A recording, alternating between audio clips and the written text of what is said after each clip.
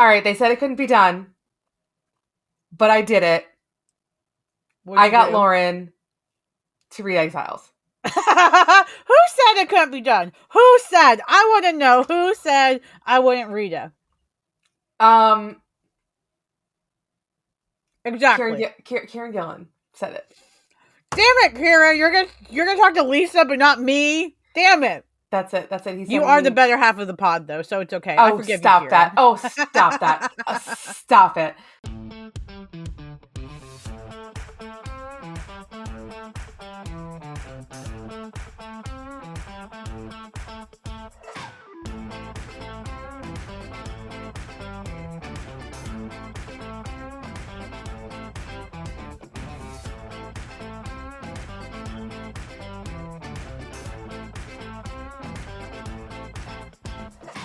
Stop that immediately.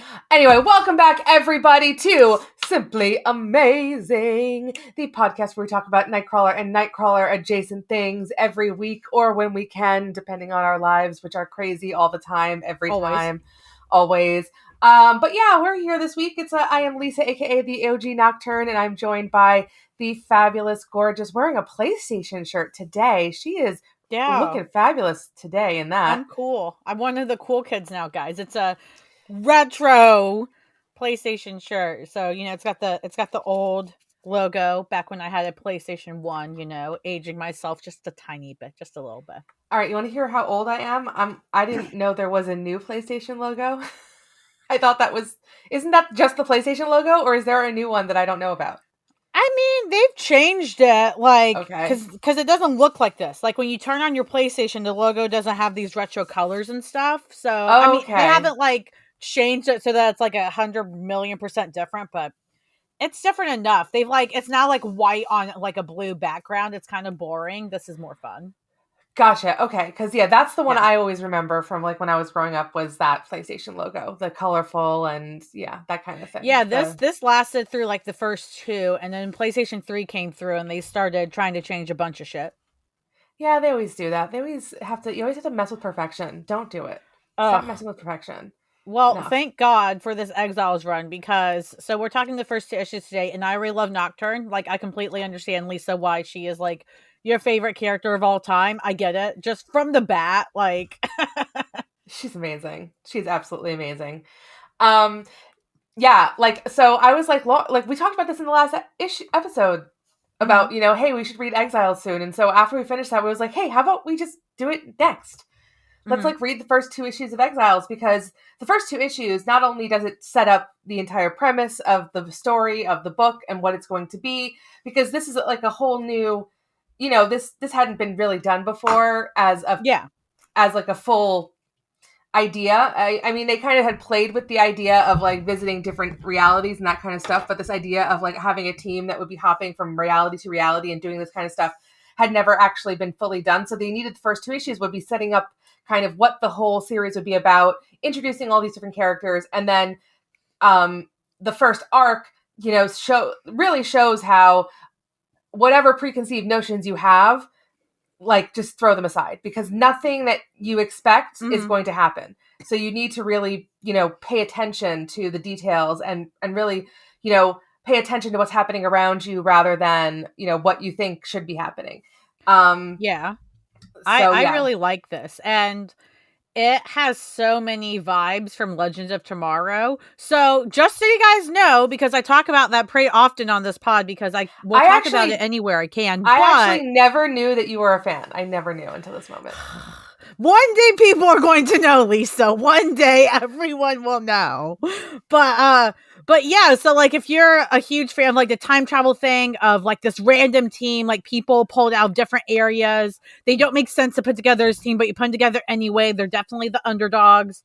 And they're learning the rules as they go, even though they've been told the rules. There's so many they have to learn. That's exactly what Legends is and was. And So yeah, when I read this, I was like, oh, well, of course I'd like this. Why did Lisa just say that? It's because Lisa hasn't watched Legends of Tomorrow. So at some point, I will force her to watch it. Thank you for I mean, coming on I TED just Talk. wish there was someone in my life to tell me about it. There's just no one in my life to tell me You about know, Legends of Tomorrow. So I wish you had someone in your life that you could watch it with. Like, I really wish there was just one person.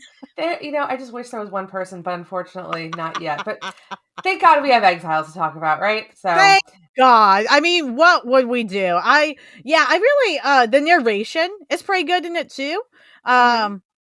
I'm not the biggest fan of the art style, but that's just because it's the early 2000s, which is fine. Yeah. It's not that the art looks bad; it's just not my favorite style. Um, but yeah, I really like how it sets it up and it puts enough of a twist that, like you said, you can tell, oh, things aren't gonna be as they seem. Okay, got ya. But it's also like it's not too shocking at once, if that makes any sense. Mhm. Particularly once we Mhm. get to the second issue and it progresses there. I'm like, okay, I see what they did there. They just did like Uno reverse. Yeah, yeah. I mean, here's the thing. I think looking back 20 years later, it's less shocking than it was at the time Yeah. because I mean, spoiler alert, it turns out Charles Xavier is the villain in this first arc. And Mhm. back 20 years ago, just the idea of Charles Xavier as a villain was like shocking. Now, with he's become such a gray character with a lot of bad things that he's done, that it's Mhm. less shocking to I think to us to be like, yeah, of course he's the villain. He's always doing shady shit, right? But back then it was like, what do you like the idea that he would be the villain because he was It's like everybody's true. daddy. He's everybody's dad. Yeah, that's the thing too that matters. Because reading it now, I was like, I'm not surprised by this, but you're absolutely right. In the early 2000s, it would have been a like, what? Like Yeah, he's the asshole. Like he's and but it was also not as surprising to me that it's like, okay, if you get over the fact that he's in that role, who takes his role? And of course, they put Eric in that seat. yeah, yeah. And Magneto, it was kind of yeah, they just swapped exactly. Like Magneto was the savior and Charles Xavier was the crazy one. So um Yeah. yeah, but let's like get into it. I mean, we're not going to go page by page, but we'll get into it just like from the beginning. We start with just the basics of introducing all the characters to each other. And it starts with Blink being, unceremoniously dumped into this desert. And she seems to get a lot of sand in her mouth. Several of the characters get sand in their mouth. And I just want to say, like, how many people are just falling mouth first into desert? Like, close your mouths. Right. But immediately she meets Nocturne first, and they have their little exchange where Nocturne's like, "Oh yeah, by the way, Nightcrawler's my dad," and Morph Which comes. Go I ahead. wanted to talk about that because the only reason I know that Wanda is her mother is because you have told me, Lisa, and you are head runner of that thing. But in these first two issues, Nocturne talks about how she is Kurt's daughter, but she never mentioned who her mother is. Do we know why that is? It just hasn't come up yet. It comes up. So she mentions Wanda as her mother in the next, literally like the next arc, either issue 3 or 4. It's one of those, but it's in the next arc that she mentions that Wanda's her mother. I Huh. think she probably just doesn't mention Wanda because, like, the only reason that she brings up her father is because Clarice brings up Nightcrawler. Mm-hmm. You know, That's true. like if somebody came up to me and was like, and heard, like, I mean, here's the thing. In Nocturne's case, it's like super obvious because it's like you're the other blue person with pointy ears and 3 fingers. How many of those exist, right? But that there's not really something that exists in our world that you can make that kind of assumption. However, if Mm-hmm. I were to introduce myself as like with my full name and somebody looked at me and like was like, "Hey, you look like," and then said like my father's name, like you look kind of similar to him, like, are you related? Then, oh yeah, but like, there'd be no other reason for me to bring my father up into the conversation, right? So Mm-hmm. that's kind of how I took that, where she's like, hey, you look like Nightcrawler, like I know him, and you look like him, and it's like, yeah, well, yeah, he's my dad, that's why I look like him. Yeah. I mean, there's also like other narration throughout both the issues where it's repeated again, Yeah. that's her dad. So that's why I was kind of like, is it something against Wanda? Like is she not proud to be Wanda's child, or am I just reading into it too much? No, I think it's heavy on. Again, this is the early 2000s, where again, this is pre House of M. Mm-hmm. So, like, Wanda has not been, at the time that this is coming out, Wanda has not been a relevant X-Men character in like 40 years. So, Fair. because before Mm. House of M, she had not been relevant to the X-Men since the 1960s. You know Mm-hmm. what I mean? Like other than maybe a couple crossovers and like showing up once in a while when the X-Men and the Avengers hung out, she had like her stories have nothing to do with the X-Men. That's crazy. We're gonna have to do Yeah. notes on that because I didn't realize that impact. You're absolutely right in terms of Wanda. Like before House of M, she wasn't relevant, since the Yeah. 60s, and then House of M comes in and it's just a bloodbath. Well, yeah, exactly. So it's like so the thing is, and I think that's one of the big things that this book starts with is this book's characters, the characters they chose are specific tropes that they've decided to use in alternate realities. And like Nocturne fits into one specific type of trope, which is like the child of characters. Mm-hmm. And but the only character that's relevant to the issues to this book is Nightcrawler because it's an X-Men book. So I think that's Mm-hmm. why they go so hard on the Nightcrawler side of it. And also, like, she's designed to look just like him. So if he wasn't the focus, then it wouldn't be so important, her design and that kind of stuff. Do you know what I mean? So that's why I Right. think they focus so much more heavily on him than really on her relationship. Because honestly, they don't focus, like, spoiler alert for the rest of this entire series and all of everything that's ever been printed about Nightcrawler, not Nocturne, period. They don't ever really bring up Wanda Mm-hmm. at all much in her relation to anything, even though like she's been very clear that like she grew up with both her parents and they are still married to this day and they're still madly in love, and she had a great relationship with both her parents growing up. Like it just never comes up in the comics. It's all the stories are very centered on her father rather than her mother. Interesting.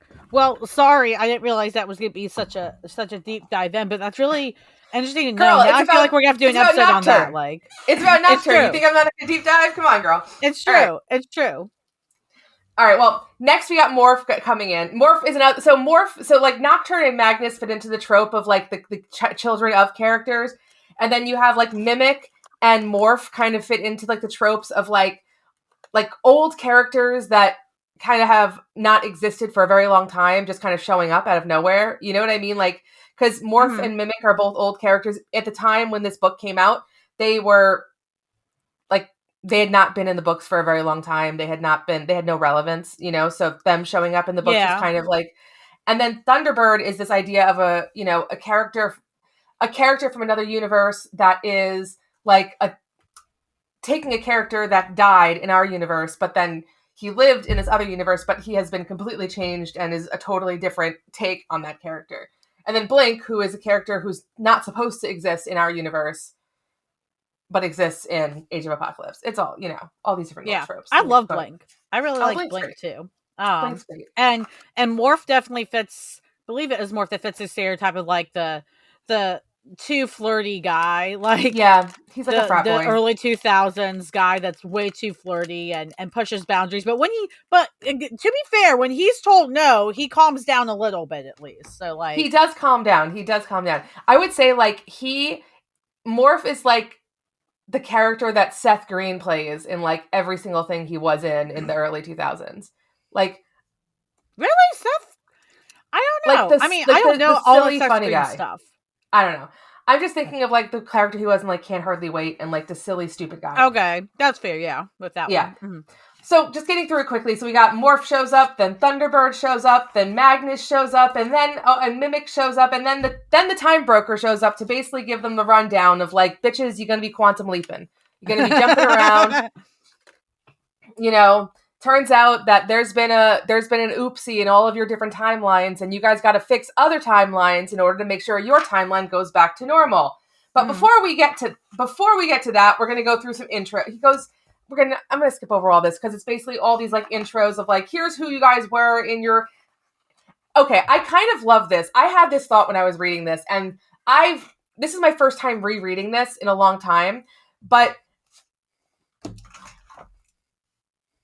as a person who enjoys a lot of reality TV,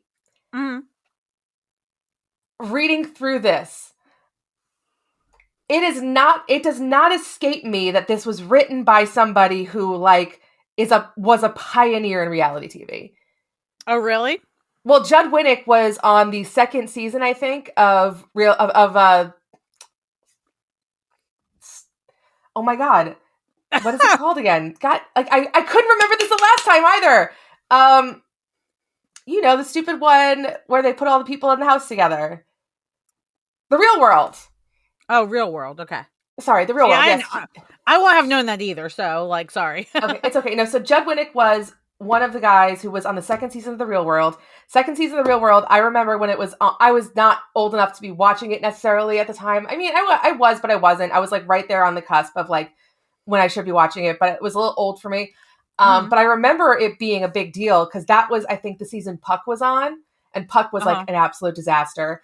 And also that was the season with Pedro, and Judd Winnick got like, he won awards for his comic book he wrote about Pedro because he was good friends with Pedro. Was like the first ever person on national television who had like AIDS and was honest about like his and then Judd Winnick went on to write a graphic novel about his friendship with Pedro that won like massive awards and everything. But the reason I bring that up is because as I'm reading this and I'm going through like the Time Broker explaining things, and then he goes through his like little reels of their introductions, I'm like, this is being written like the first episode of The Real World.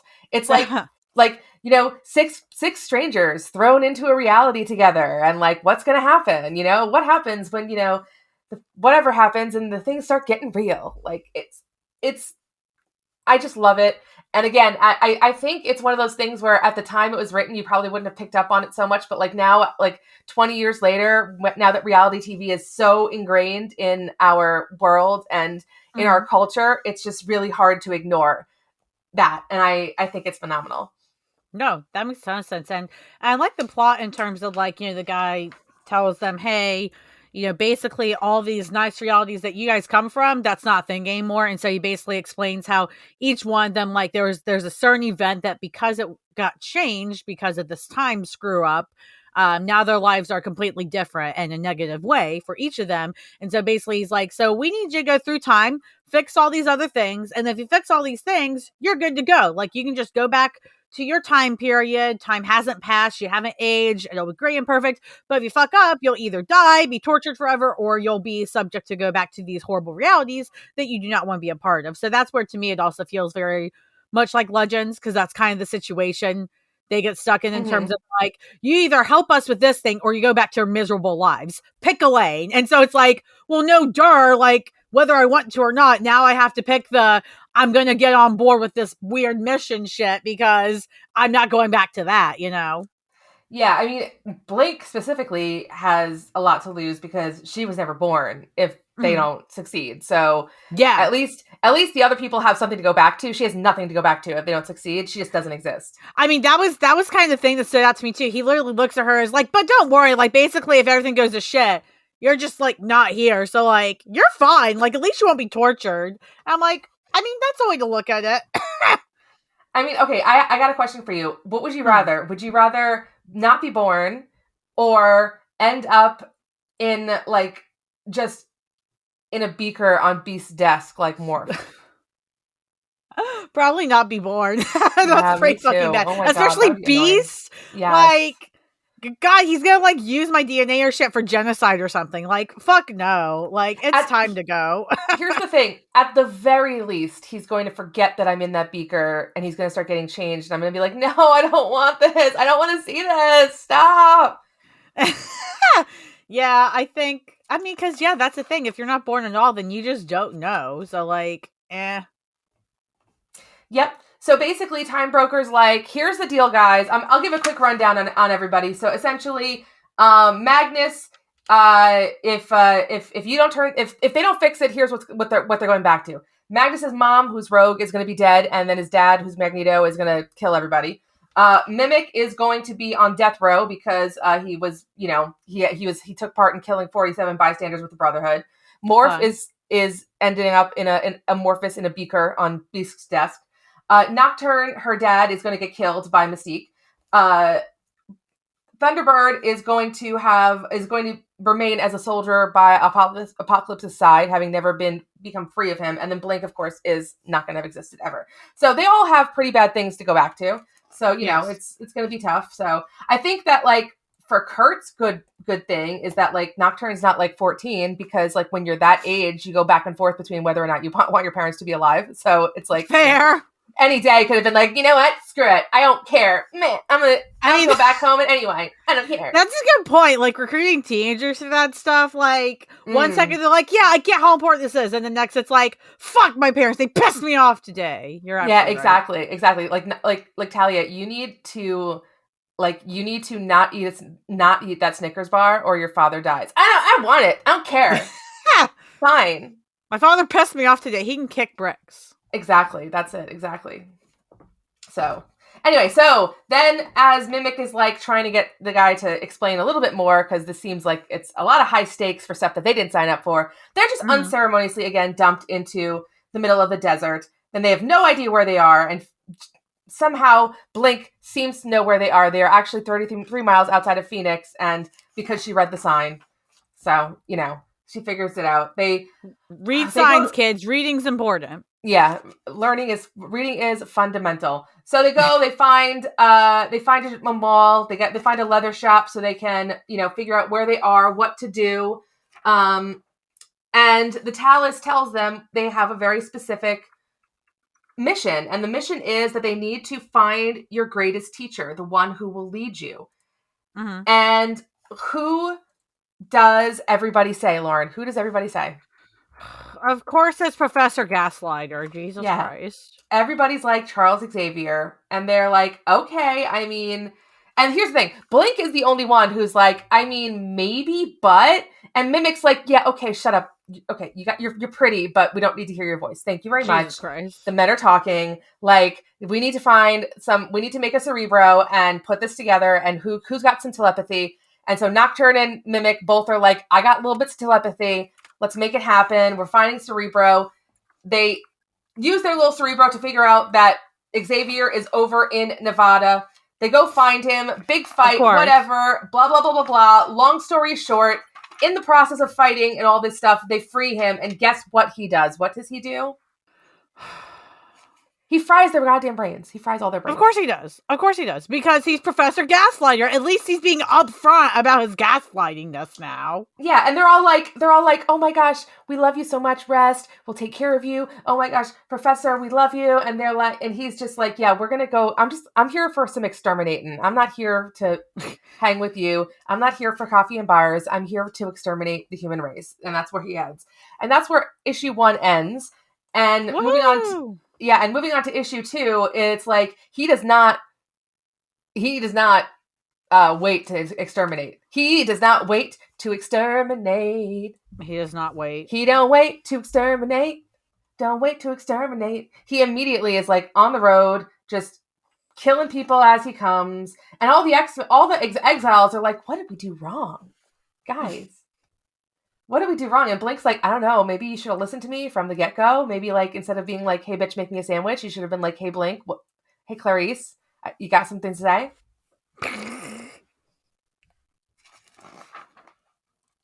But, yeah, so in the process of this now, Xavier's putting his brotherhood together. He's got Kane coming. He's got Juggernaut. And they find Forge, trying to figure out what the hell is going on, who they need to find. Turns out it's actually... Lauren, who is it that they should be finding? As I talked about earlier. Who is it they should be finding? Mr. Magneto. Mr. Eric Lyncher. Yes, Magneto. Magneto. I don't remember who said that shit, but somebody either said it on Twitter or they said it in video, and it stuck with me, and now I'm just fucked. It's so much more fun to say the Magneto. Like, I like Magneto. I like that a lot. That reminds me of like years ago before the new Black Panther movie came out, and even the new Black Panther movie didn't make it terribly clear, but like the Namor debate that's been going on forever. Oh yeah, mm-hmm. And it's still going on in my mind. I was gonna say I didn't see the outcome of that debate, so I still say Namor. Whether that's correct or not, I don't know. Well, it's like in Black Panther, Namor calls himself Namor. You call him, my name. They call me Namor. They call me Namor. I like that. Ooh, like that. Oh, Lisa. Turning myself on. I was gonna say, I don't even have to say things half the time anymore. Lisa just gets herself going. They call me Namor. Yes. But then all the Wakandans are like Namor. And it's like, guys, I mean, he told you what his name is. Stop. Ugh, he told you guys. You guys, don't you guys want your name said correctly? Like, yeah. It's a thing. I don't know. Maybe it's just an accent thing. I don't fucking know, man. I don't feel like I have the intelligence to be able to properly articulate that debate. I don't either. Clearly. So anyway, back to Exiles. You're too busy whoring around for Namor. Namor. They call me Namor. Namor. The boy is Namor. Okay, no more, Lisa. Continue. No more Namor. All right. So back to Exiles. Essentially, long story short, they get the two teams. There's the distraction team that's going to be distracting Xavier and all the Brotherhood and the whole little Brotherhood team you put together, including a Jessica Drew with little antennas, which is very cute. I didn't like that, though. What the fuck are you doing with our girl? Keep her out of here. Again, though, this was like in 2001. This is like pre-Jessica Drew Renaissance. Like, well pre-Jessica Drew Renaissance. Damn, her Renaissance is that late, man. So many. I see. This is just mind-boggling because you're absolutely right. I think I lose track of like how many characters have had their Renaissances or their current modern versions like happen so much later than we kind of think sometimes. Because Jessica Drew, like her big thing, I think didn't come until like New Avengers or like the New Avengers era with I think Bendis. So and that was definitely well after this. So yeah. So, and again, it's also just a, alternate reality character. So some of them are fighting, but then it's Nocturne, Blink, and Magnus are going to get Magneto.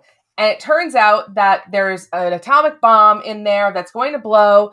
Magnus is like, I'm going to send everybody, I'm going to take care of this. You ladies, this is a man's job.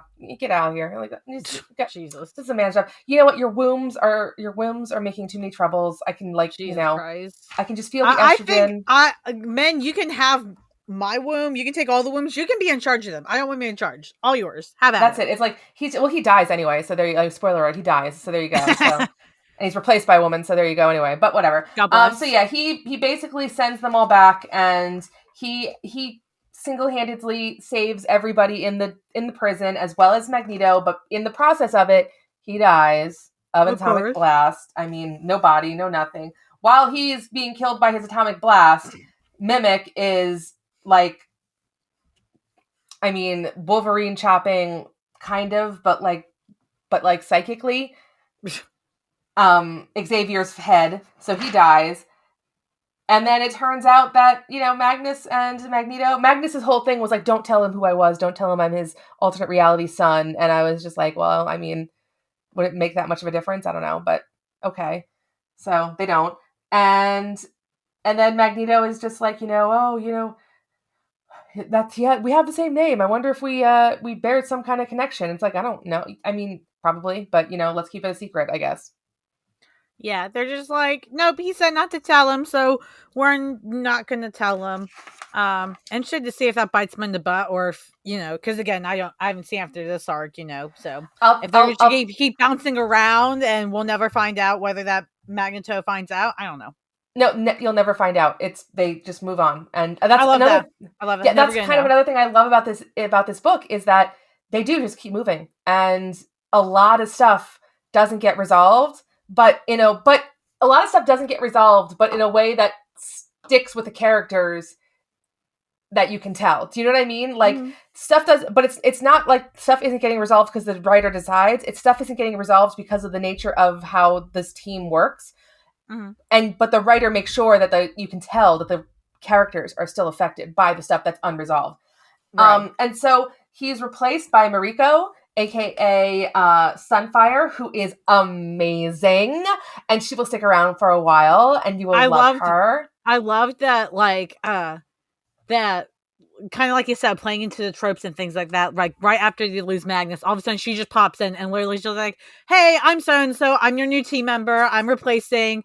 And then I think it's more for somebody that's just like, what the fuck? Like, we don't even get a grace period. We don't get time. Yeah. All right, then I guess back to the next. So, but the book is very self-aware. Like the the world is self-aware of exactly what's happening there, rather than just like trying to feel like a cheap shot to us readers. Oh yeah, exactly. And I think that's the point. Is it's that I think the beauty of this book is that it has that kind of self-awareness that, you know, like this stuff happens in comics all the time where characters die and traumas happen and then they're replaced by other things and then stuff moves on. But this book has that self-awareness of like, it takes it to that next level where all these awful things happen, but the characters still are dealing with all those traumas throughout the entirety of it. And they still have to work through it and everything else. And it's just, it is a really good book. I can't say enough how amazing this book is. But yeah, having been now replaced by Mariko, and the thing, again, every time they're replaced by somebody, there's only one time I think that I can think of that somebody goes home because their mission is solved. Every other time, for the most part, it's a tragedy. For the most part, a couple times there's a good reason someone leaves, but for the most part, they're leaving in tragedy. So someone just shows up like, "Hey, I'm your new person." Everyone around them's like freaking crying, and it's like, well, this is a great first day on the job. All right, like right. yeah, let's do this. So they are now heading on to their next world. I mean, there is no time to grieve. There is no time to just take a break, like you take a shower, even nothing. Moving on to their next world, and they are going to be moving on. I mean, we are going full force into an important piece of X-Men history. This page got me, man, because so especially if you're like an older X-Men fan or like somebody that's a fan of like the 70s and stuff, and you're like, okay, what is this crap? Like, this is Age of Apocalypse and stuff. I'm not a fan, but man, they really get you in this next page. You know, you see the name Lilandra, and you're like, wait, where's Lilandra at that they're at? And then it turns out that they're right in the middle of the Phoenix Saga when the X-Men are about to fight the Shi'ar. Yes. So this is awesome. They blink right into the middle of the Phoenix Saga. They have to now deal with the trial of the Phoenix, but I'm not going to spoil it for what's to come next because there's a lot to come. They are going to be faced with a very similar issue that they were just faced with, in that, you know, things are not as they seem, things are not what they expect, and perhaps the characters or the people that they love are the people that they're going to need to fight. And we'll leave it at that for the next time we come to revisit this, because I'm sure we'll be reading issues 2 or 3 and 4 eventually. Yes, and I don't know, now I'm already like, damn it, like Kurt and Nocturne are gonna have to fight or some dumb shit, aren't they? God damn it. They're definitely going to interact in this next issue. I'll tell you that for sure. There is going to be some interaction. I'm ready. I need it now. So I will be reading early to prepare for next episode, folks. All right. Excellent. Well, Lauren, how did you like your first issue of Exiles? Or, well, your first, first getting into it. First two, yeah. I like it. I'm interested to see how attached I'll get to all the characters, because there's definitely characters I like, but I don't feel like super attached in terms of like, oh my god, if I don't see them again, I'm gonna like be heartbroken. But that's just time too. Either way, I'm really excited. I think starting out at the end of the second issue with the Phoenix Saga is a perfect way to get a lot of older fans in, including me. Like, I'm a fan of the older stuff. So they got my attention. It worked. You got my attention good. There you go. I'm curious, who are the characters that you're not interested in? I mean, Morph's just kind of an asshole. Like, he's fine. But he's very much that stereotype that I'm kind of over. There's no one else I really don't like. It's not that I dislike any. I don't know Thunderbird well enough yet. This Thunderbird. And I hated the original Thunderbird because he was an asshole. So, like, they were all assholes in back in the day. Sure, but like, he was like the asshole, like the token asshole. The poor guy's a character. Like, you know, he definitely took the brunt. But no, I like Nocturne. I like Blank. Mimic is chill. And I think I will like all the characters. It's just getting the time, you know, having the time in the story to flesh them out. I'm hoping to see it with everybody. Yeah, for sure. Well, you'll get that. All right. Well, that's awesome. Oh, I'm so excited. We're going to be reading Exiles. How many? We got what, like 100+ issues? How long are we going to go with this? Do we know yet? We don't know yet, guys. Just trust us. No, we'll read them here and there. I mean, we're not going to commit to anything. No commitments. We're commitment phobic, guys. Yes, unless you guys yell at seriously. us. We'll commit to you all. To ourselves, though, Yeah, no, I make no commitments to nobody. Lauren can commit for me. I commit to nobody. I commit to Lauren. That's all. That's it. That's how this partnership works. That's it. Exactly. Well, everybody, thanks again for coming and joining us for another fabulous reading or writing and arithmetic. And I don't know where I was going with that. I just started and I couldn't stop. I know. Well, yeah, I know. Thanks for coming and joining us again. If you love us, if you like us, come find us. We have a website, beautiful website called simplyamazingpod.com. It's got all of our socials, our Facebook, Twitter, Twitch, YouTube. We got all of them, every single one of them. Come tell us you love us. Come tell it all, everyone, every single one. Imagine you're a Dia. Remember when I saw the Dia? We don't have Mastodon though. We don't have Super Mastodon. Wait, I did make us a Mastodon. I just basically haven't done anything with it. Damn it! I had no idea. We have a Mastodon, guys. I didn't know. I don't even know what it is. I don't even know what I like. You have to sign up for a certain instance. I think a server. Yeah, you have to pick like one server, and then once you're in it, you're kind of fucked. It's too much for me, guys. Don't make me choose. Come on. No, I mean, both is the answer. All is the answer. Exactly. It's all or nothing. All or nothing. I don't want to, come on. Enough. There's enough division in this world. Just we all want to come together. We want all the great Kurds or none of it. So this is why we talk all the great Kurt here. Exactly. There you go. Love it. That is words to live by right there. Words to live by. You've been to church today. Unwillingly. Sorry, everyone. Lauren, girl, tell them where they can find you. Yeah, you guys can find me on Twitter at friendlymBHDBI, and you can find my other YouTube channels, Twitter at MBHD Comic Show. It's a good time. Lisa pops in here and there. We do a lot of comic interviews. So if you like weird shit like Exiles, you'll probably like over there because there's a lot of weird indie comics over there. It's great. Lots of weird shit. That's what they say. Lots of weird shit. Words to live by. Words to live by. All right. Well, ladies and gentlemen, and again, come find us at simplyamazingpod.com. And I don't know what to say. I usually have something great and cute to say. I'm just going to say you guys are all simply amazing.